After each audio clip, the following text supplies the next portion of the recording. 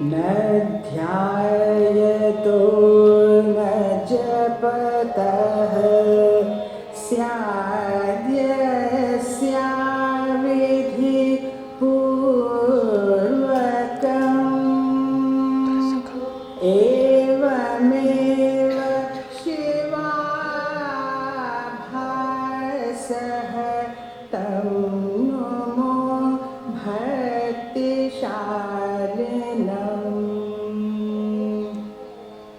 आत्मा मम भवद्भक्ति सुधापान युवापि सन्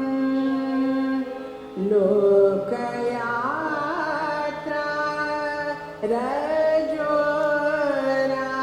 रजोरागात् पलितैरिव धूसरः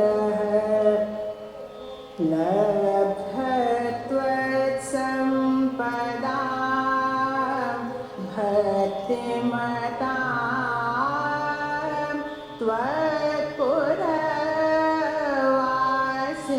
त्वत्पुरवासिनां संचारो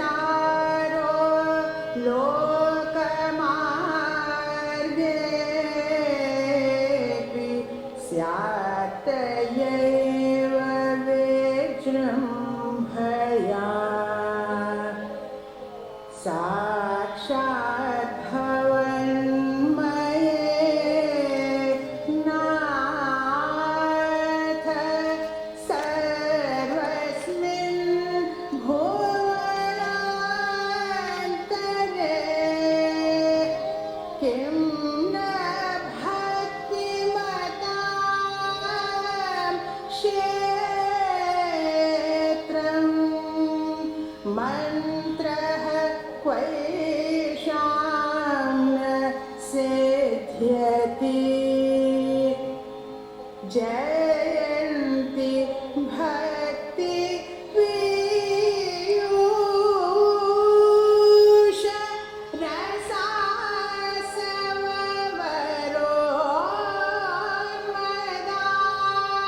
रसास्ववरोन्मदाः अद्वितीया अपि सदा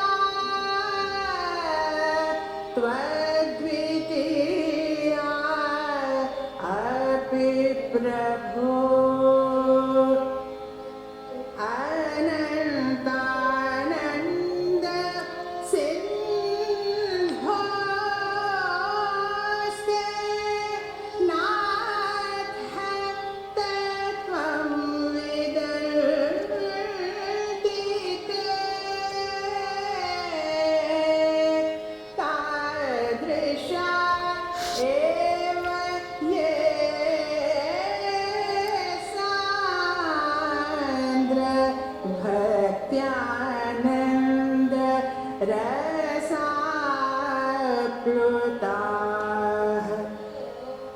त्वमेवात्मेश सर्वस्य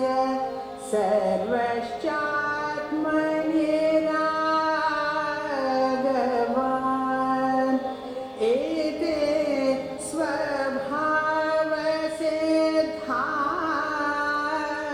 त्वद्भक्तिं जानञ्जय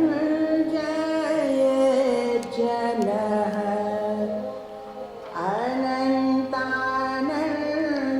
अनन्तानन्दसरसि देवी प्रियतमा यथा अवियुक्तास्ति ते तद्वत् एका त्वद्भक्तिरस्तु मे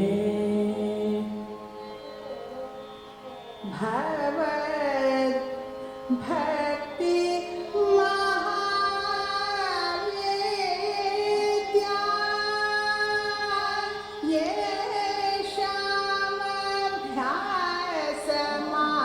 येषामभ्यासमागता विद्या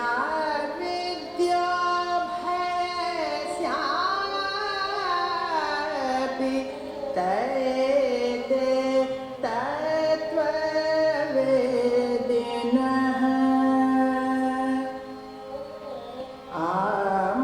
आमूलात् वाग्लतासेयं क्रमविस्फार शालिनी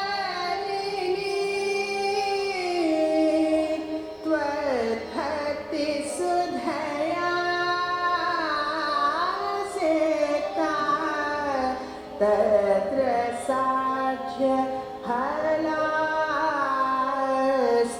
मे शिवो भूत्वा यजेतेति भक्तो भूत्वेति कथ्यते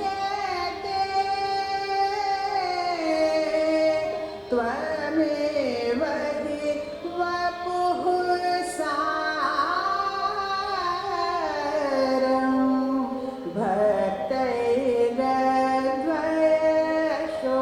भक्तैरद्वयशोधितम् न योगो न तपो नाचा क्रमः कोऽपि प्रणीयते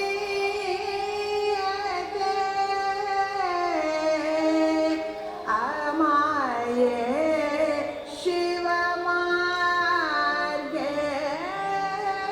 शिवमार्गेऽस्मिन् भक्तिरेका प्रशस्यते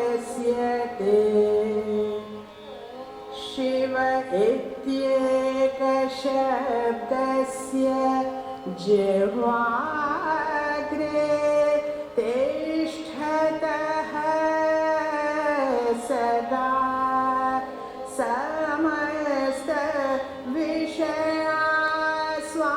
समस्तविषयास्वाद भक्तेष्वेवास्ति कोऽप्यहो शान्तकल्लोल शीताच्छ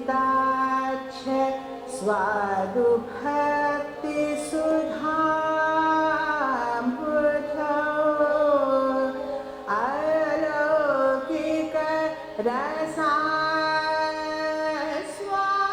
अलौकिकरसास्वादे सुस्थैः को नाम गण्यते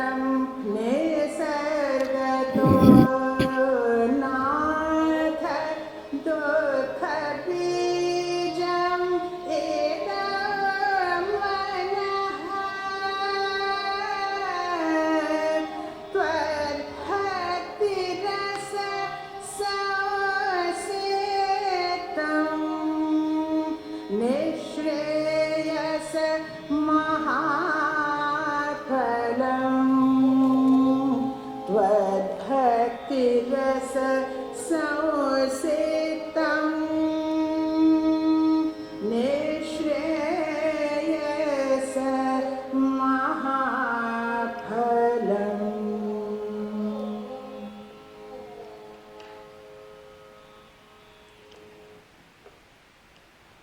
You remember that the order of the stotras was not by Utpaladeva himself, but by his disciples.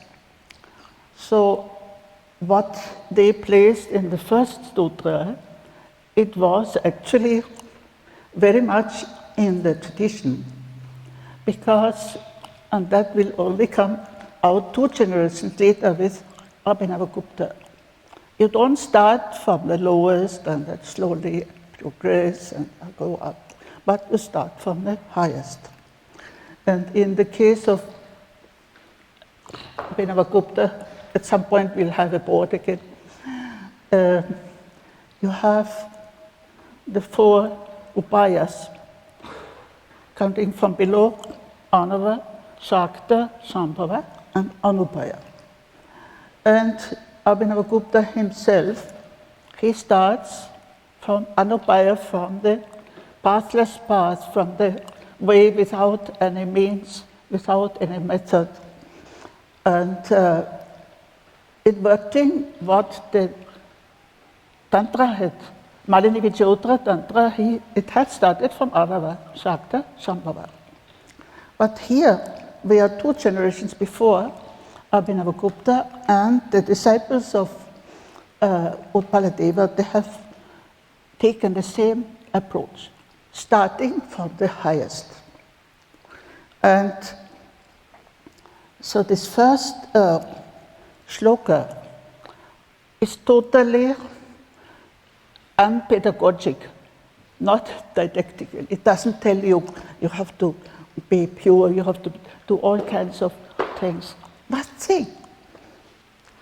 Natyayato najapata syat yasya vidipudakam evam eva shivabhasas tam nomo bhakti shalinam. Now here I have my own translation, but you can look at Bailey also. I praise the one who is filled with love, who without meditating, without reciting mantra according to rule, attains the glory of Shiva just as he is. And this is one expression, just like the Kadamchit in the beginning of the Karika, one expression, evam eva. So this is very surprising, because we are supposed to do a lot of meditation, japa, this and that. So he is denying the qualification. Whom he is praising, he is not praising the Lord, he is not praising the Guru, but he is praising the one who is so full with bhakti. And we had an example of the stories which Nocho Swami told us, that he is the object of praise. We praise the one who is so full of devotion, full of love, that he doesn't need to meditate, he doesn't need to recite mantras, etc. But the qualification of this meditation and reciting mantras is aviti purvakam, according to rule. Now, which rule? If you are an initiated Shaiva of Samaya, then you have to follow a lot of practices daily.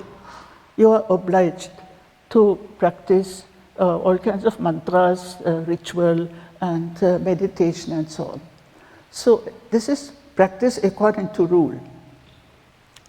And then there are rules which are prescribed by the religious community or by the, I wouldn't say society, because that has nothing to do here, it's only in the religious context. So if you do things because it is a rule, then you are not in that highest state of bhakti. So you don't need to meditate and to practice mantras and all that. if you are bhaktishali, if you are full of bhakti. And what is the alternative? Evam eva shiva bhasastam namo bhaktishalina.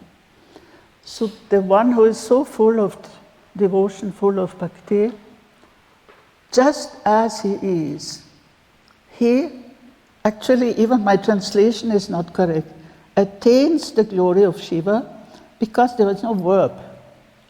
He is in the glory of Shiva. Shiva Bhasa, he is in the light of Shiva.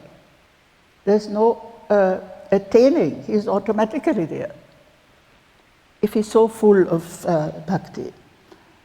Now this Evam Eva, this is again one of these short formulas of Utpaladeva. Just be as you are. But being as you are requires, of course, a lot of qualification. But here the only qualification is bhakti. And then just as you are. So this is such a beautiful, but it is, if I teach this at the beginning of the retreat, then you say, well, why are we coming here for meditation? Why are we doing all these things, disciplines and all? But at some point, we have to do it also. But once we are in that state of completely full, filled with devotion, filled with bhakti, then it all drops away. Because, and Nocho Swami has given examples also, it becomes automatic. It just happens spontaneously. And that is the best.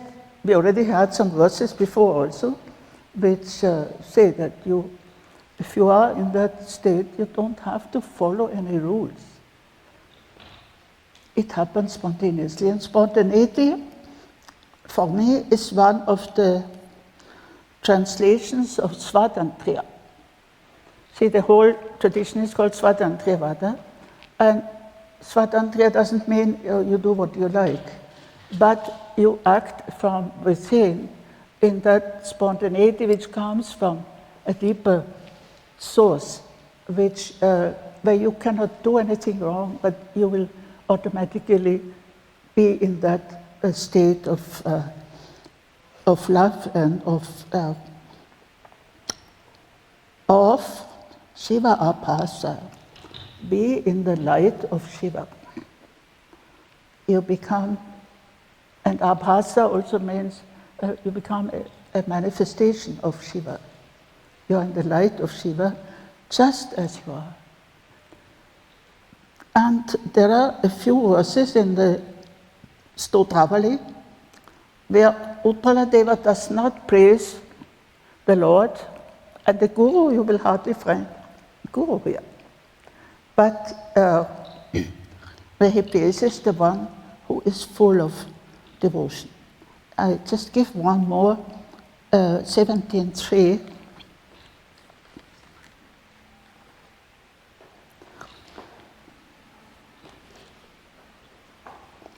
First the Sanskrit.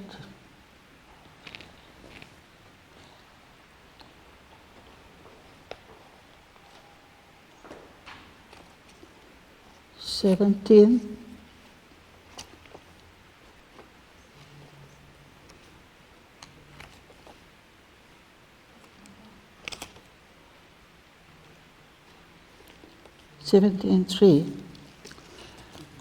Sarvada sarvabhaveshu yugapat sarvarupinam tvam archayanti avishantam ye mamaite atidevata. My chosen divinities are those who worship you in every state and always. Sarvada sarvabhaveshu, in all conditions, in all states. And, now in her translation, those who in every state worship you always, as having assumed the form of all things. They indeed are my chosen divinities. This Yugapat Sarva Rupinam. Tvam Archanti Avishrantam, continuously. So they are my deities, not those murtis here and there in the temple and so on. Those who have that state where independently of external or internal conditions, they worship you always. Now, so here Aviti Purvakam without following rules, it is exactly that freedom which comes from the inner state and not from any external condition. And this is a typical example, as later we will see in Abhinavagupta, Anupaya. No means. You are already in that.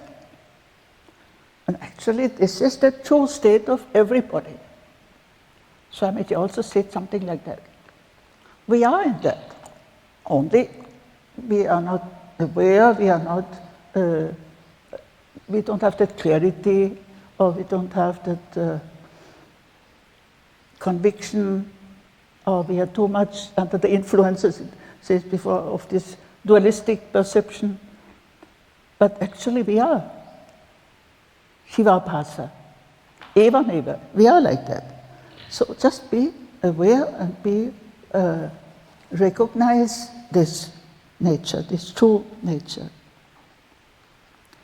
And now the second verse is actually something which I have chosen for my day of yesterday. It's not connected with the first.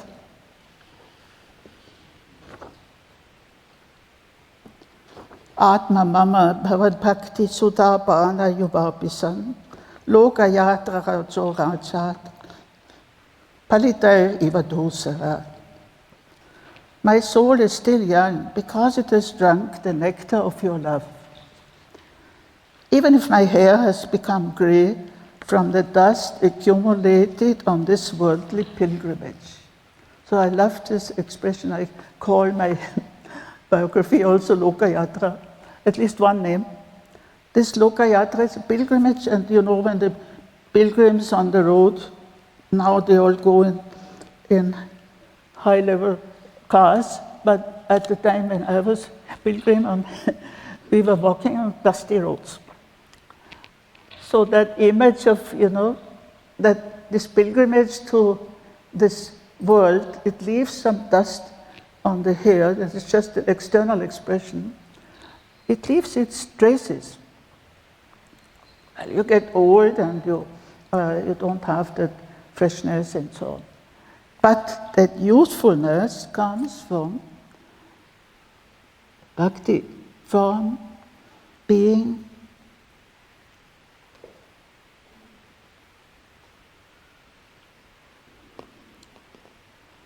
Bhakti Sudha Bhana, by having drunk the nectar, having drunk the nectar of your love, that is usefulness. That is youthfulness. And that Atma, of course, it does not age. So this is a good consolation for people of my age. Or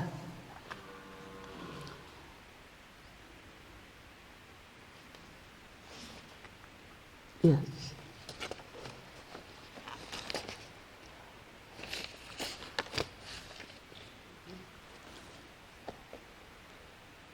Now we will, from the rest of the first chapter, we'll select some verses, otherwise it is too long. And there's another reason why I did not start with chapter 1. You will just see.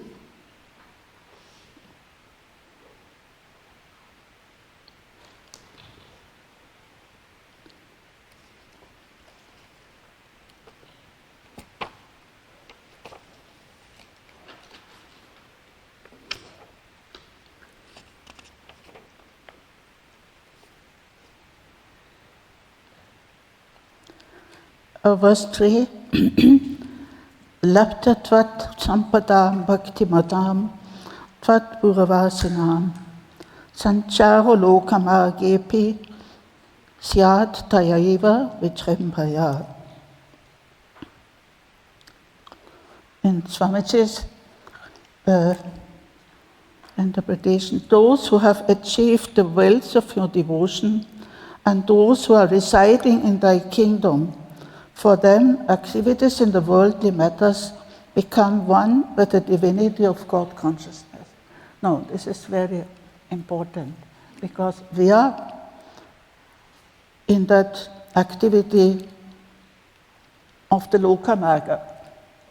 We are in the activities of the world, but having attained that richness of devotion. And Tvat Puravasinam, those who reside in your city, this is rightly, those who reside in your kingdom, even being active on the worldly path, even them, they Tayaiva Vichrimbhaya, they, what she says, become blissful.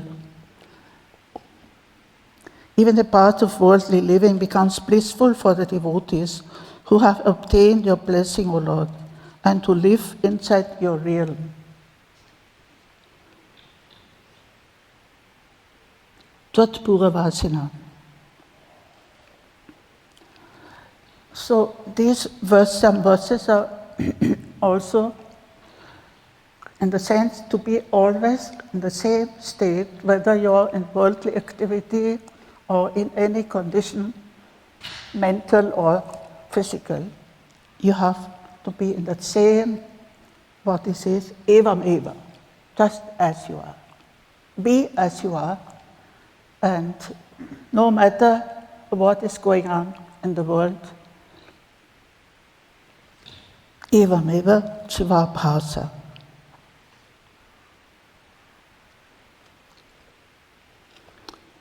For Sakshat Bhavanmayenata Sarvasmin Bhuvanantare Kim na Bhaktimatam Kshetram Mantra Kvesham na Sityati. Where everything in the world is in your form, how could there be a place not suitable for devotees? Where in the world does their mantra fail to bear fruit? Those who have Sakshat Bhavanmaye, who have become one with you,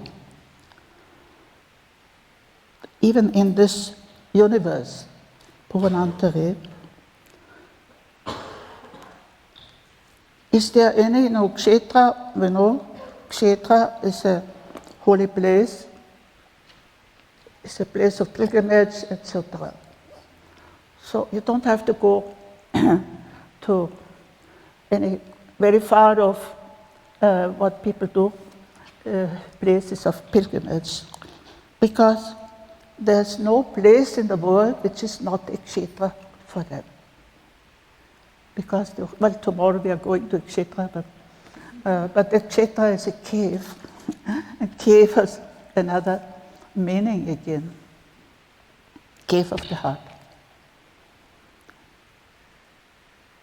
And which place is there which is not sacred?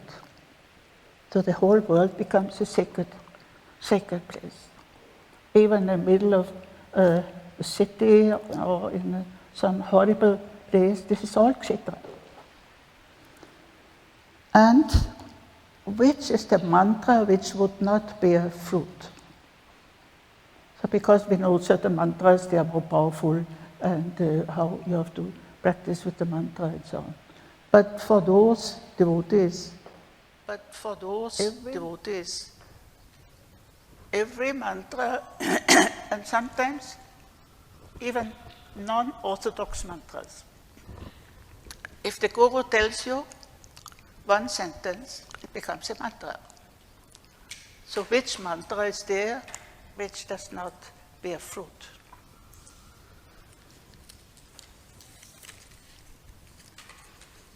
Now I have to be a little choosy.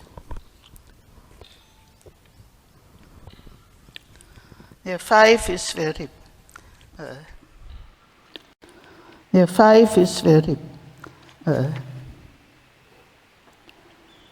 Yes. Now this whole question of duality and non-duality.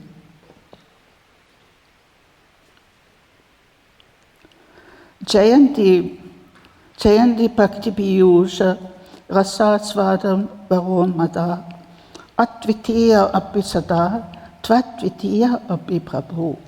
It's very, so that is where Dvaita and Advaita come together. They don't exclude each other. See in her translation, triumphant they are, intoxicated with the celestial drink of devotion, they are beyond duality, yet retain you as the other.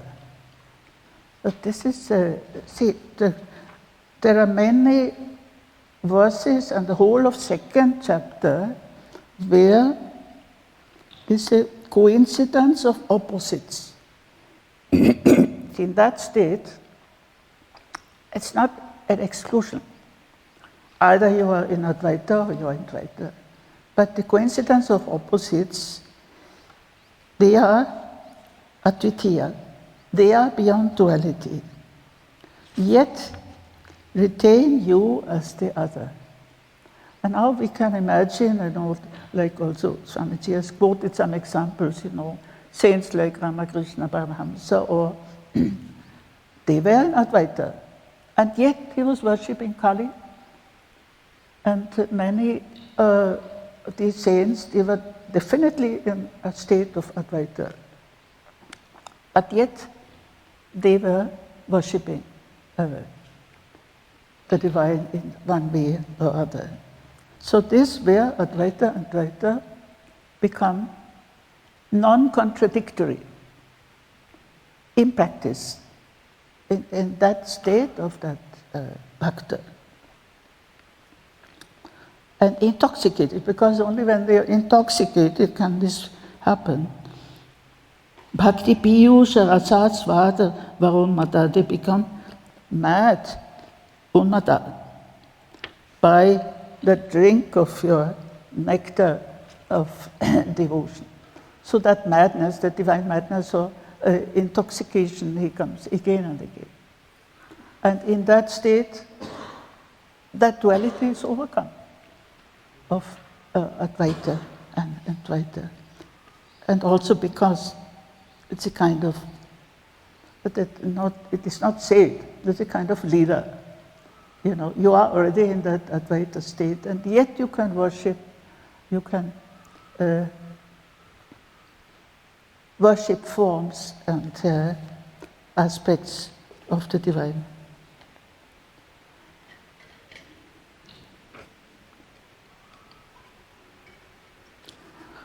Now I jump to 7.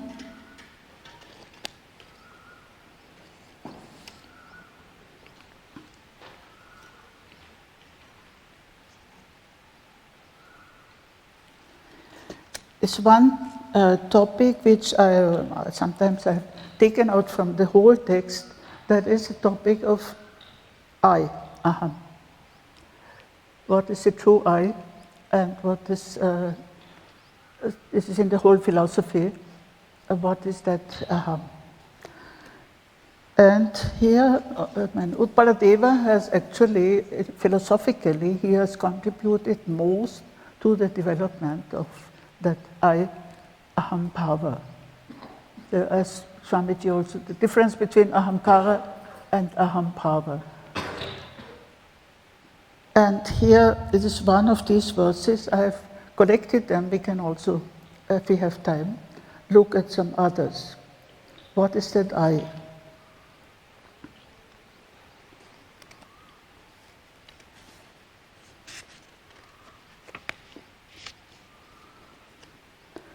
Tvam eva atmesha sarvasya sarvacha atmani ragavan.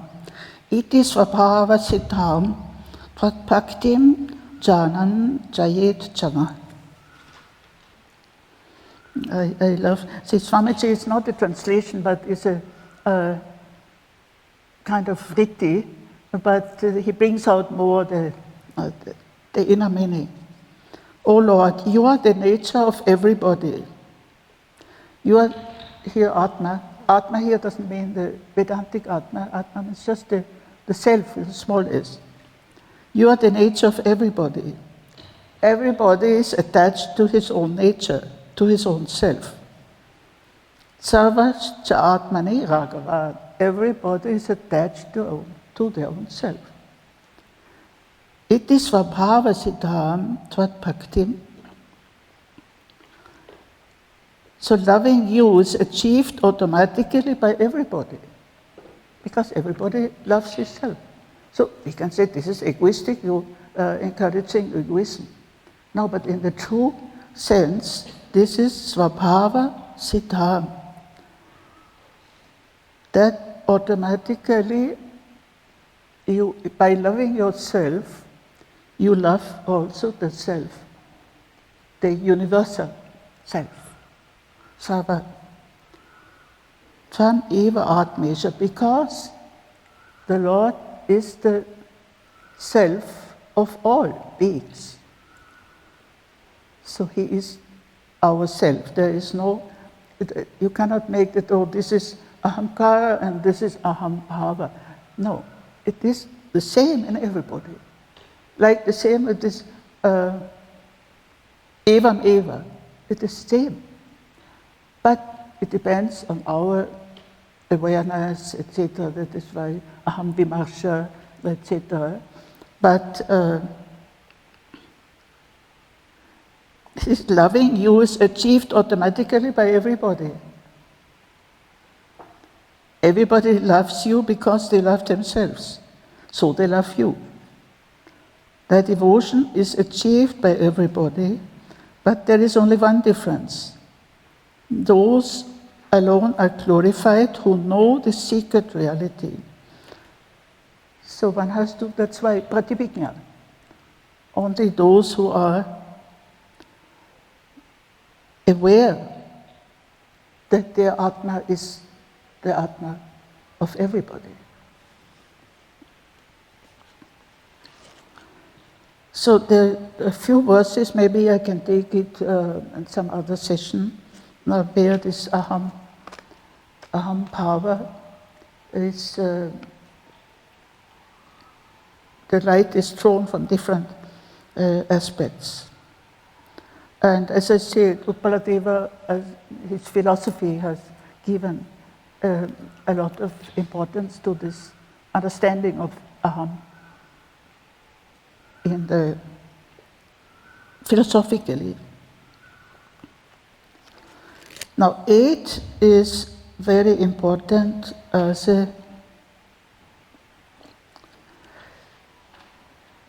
also philosophically.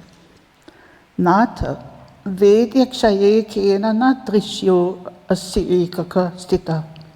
Vedya vedaka samkshobhepi asya bhaktai sudarshana. This is very important. So I don't know, I have my translation.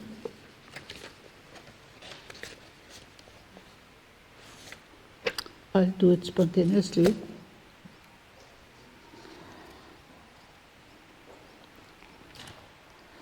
Now there's Vedaka, the knower, Vedya, the known, and Veda, knowledge. Vedya kshaye kena na drishyose. Now, when this objectivity means the whole subject-object duality is a basic duality which we have to overcome. So when this objectivity vanishes, then who will not be?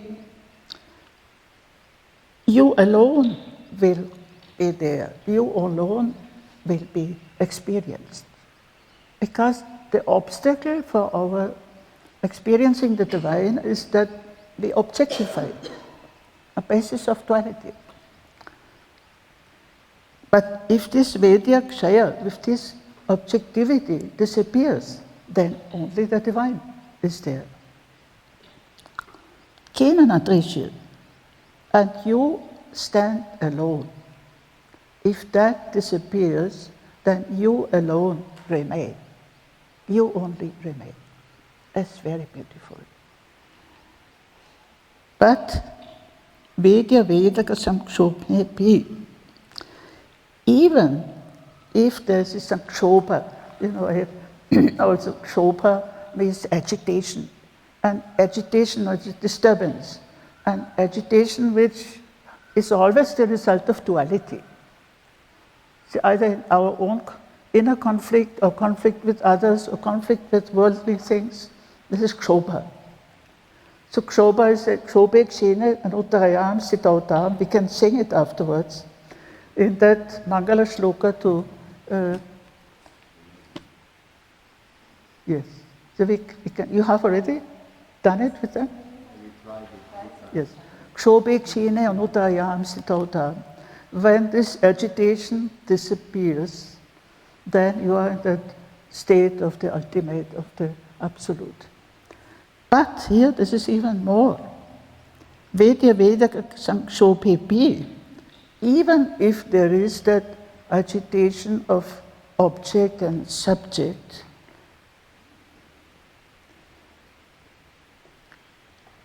you are easily experienced by devotion, by the devotees. So the devotees, even in their condition of disturbance, of agitation, of the duality of subject and object, even in that condition, you, means the Lord, you are easily experienced. Sudarshana. So this is again overcoming the duality of duality and non-duality.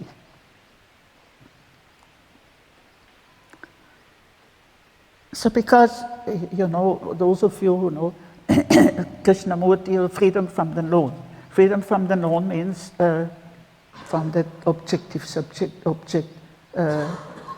But here, in the case of bhakti, it doesn't matter.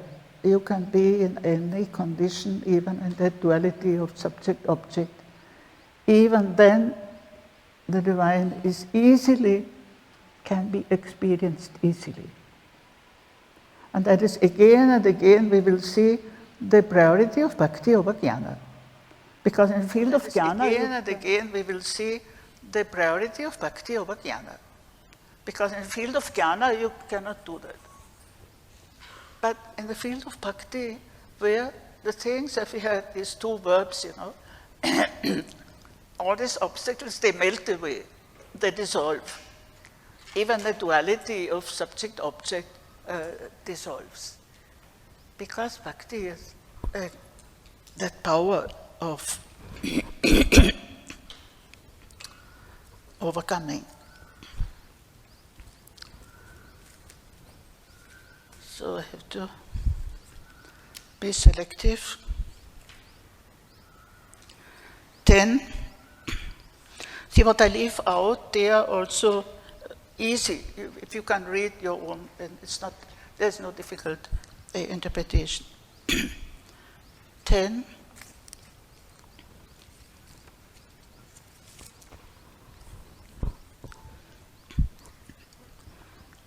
Sarva eva bhavallabha hetu bhakti matam vibho samvinmargo ayam ahlada dukkha moha tritha stita. There are three ways in the universe: joy, suffering, and confusion, moha. not sluggishness. Delusion. Joy, pain, and delusion are the basic three modes of the mind.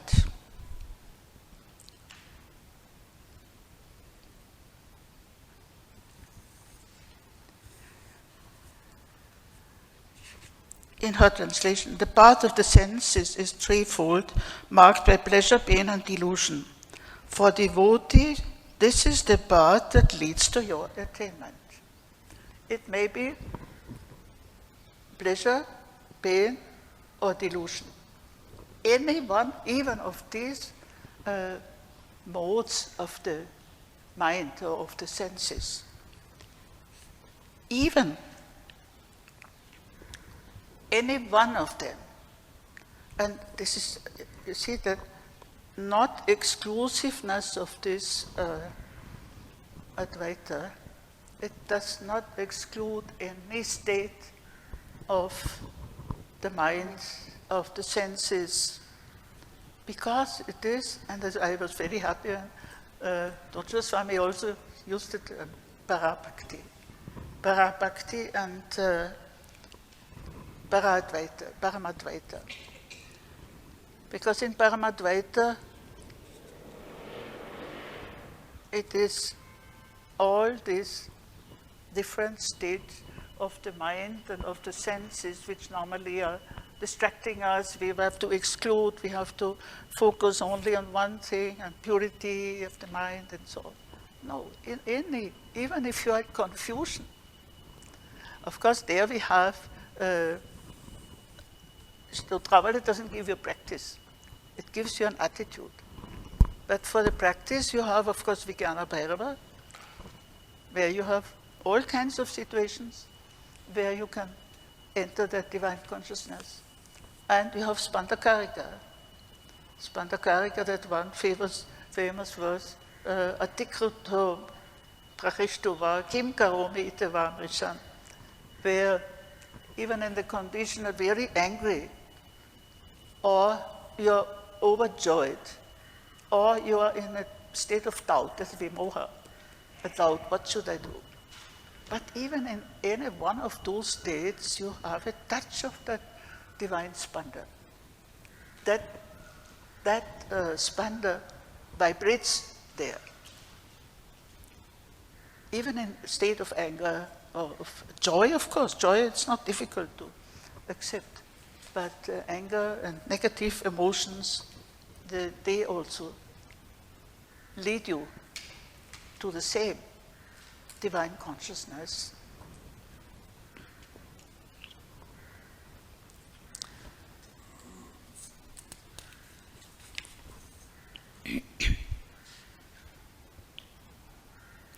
Now 11.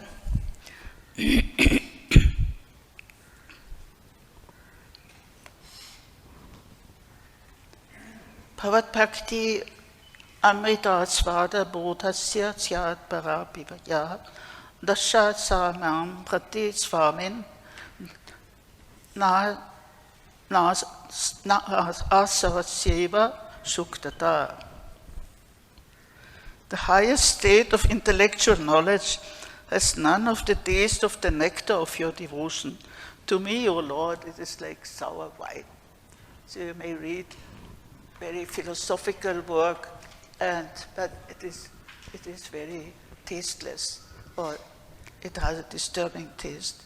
So this drinking of that nectar, drinking of that amrita, is a characteristic of this bhakti.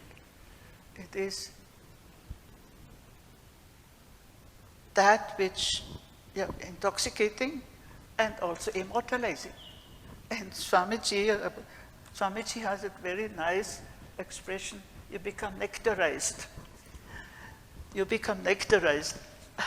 I like this expression. By this amrita, you become that nectar of immortality. Amrita is nectar of immortality.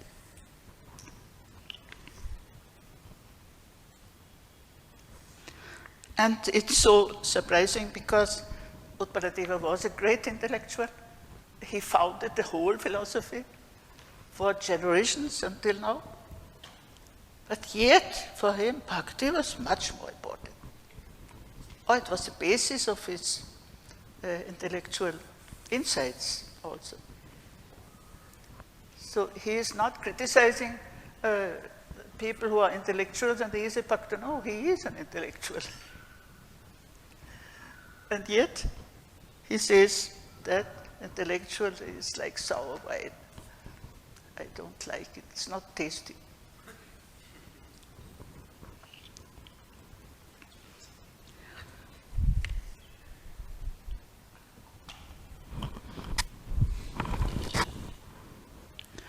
Uh, 14 is very easy to understand. Shivo bhutva yachet iti bhakto bhutva evi gatyate tam eva hi vapuh saram bhaktair atvaya shodhitam. I have said maybe yesterday that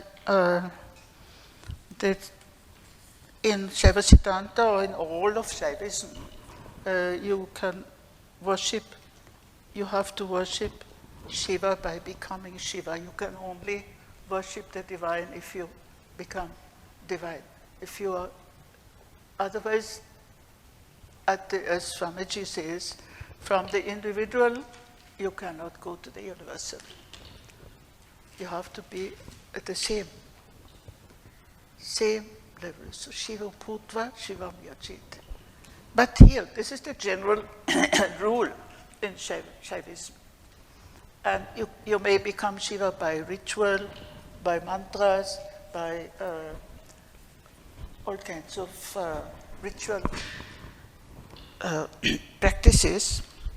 But he says, no.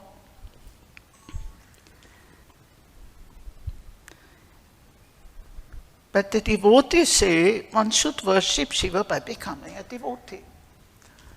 So again, he contradicts that non-duality which is contained in Shiva Bhutva, Shivam Yachet, and says, no, I want to be a devotee. So, Bhakto Bhutva iti katyate. Because for they can recognize your essence as non-dual even when it is in bodily form. Tam eva hi vapusaram bhakter advaya shodhitam. So again, this overcoming of the contradiction by realizing that all this is the essence of Vapu. Vapu is your body, is your embodiment.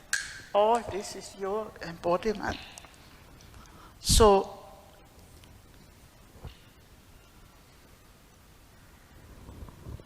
the bhaktas, they can recognize you as non-dual in any form, as non-dual.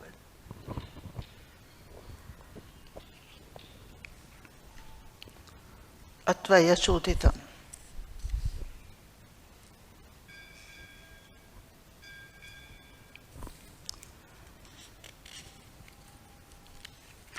Just one more verse. 15. Bhaktanam bhavad advaita siddhyai kanopapataya tat asiddhyai nikrishtanam kani navarani dva. What for the devoted does not serve as an instrument to attain identification with you? Advaita Siddhi. So there's a philosophical work in Vedanta, Advaita Siddhi. But this is not philosophical but it is the perfection of non-duality. For the devotees, Bhaktanam Bhavat Advaita Sityai Kana Upapattaya.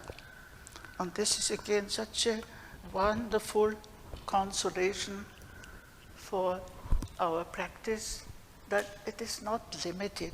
What is not a means for the devotees to attain that perfection of non-duality? What is not a means?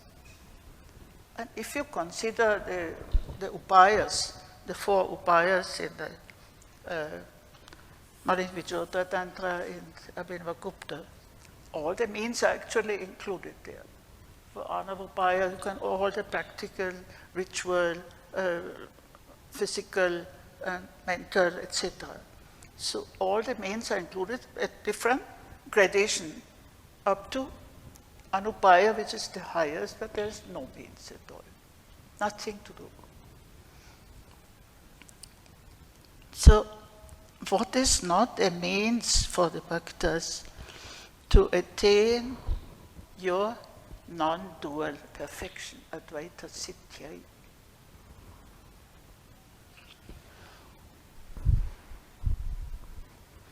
And what is not the opposite for those who have a low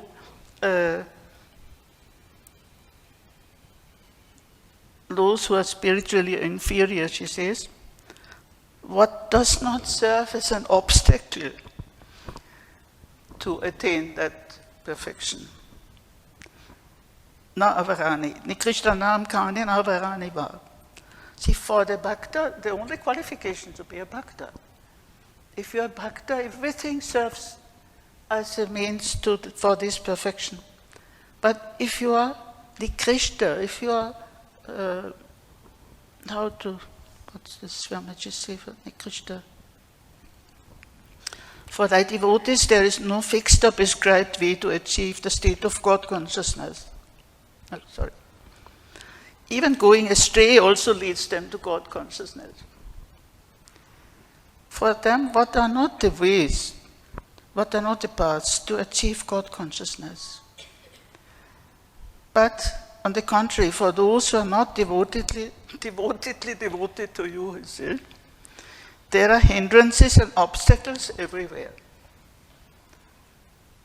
So the only difference is to be a bhakta or to be away from bhakti. So because people who complain that there are so many obstacles, my health is not good, I have no money, and so many, and my wife is not nice, all kinds of obstacles, pretend that I cannot do this, I cannot practice, I cannot reach that.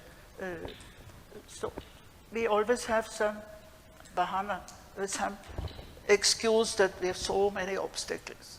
But these obstacles mean that you are not a bhakta. And if you are a bhakta, then there's no obstacle. Or the obstacles themselves become a means, like we have in that Mangala Shloka of Somananda. Maybe we can conclude this session by singing these two mangalas. They illustrate what we have just now read. That there are no obstacles, and even obstacles are also Shiva. Because what is not Shiva? But only if you are a bhakta, otherwise you can't catch that possibility of transforming everything into a way to the divine. I think we conclude with these two shlokas. And my suggestion is, because we had a great satsang in the morning, and that instead of continuing, of course this is enough for today, but after the break that you continue with the music. Is that okay? Or are you tired? Yeah, at least one session of music. We can make a short session. No, there's a break now.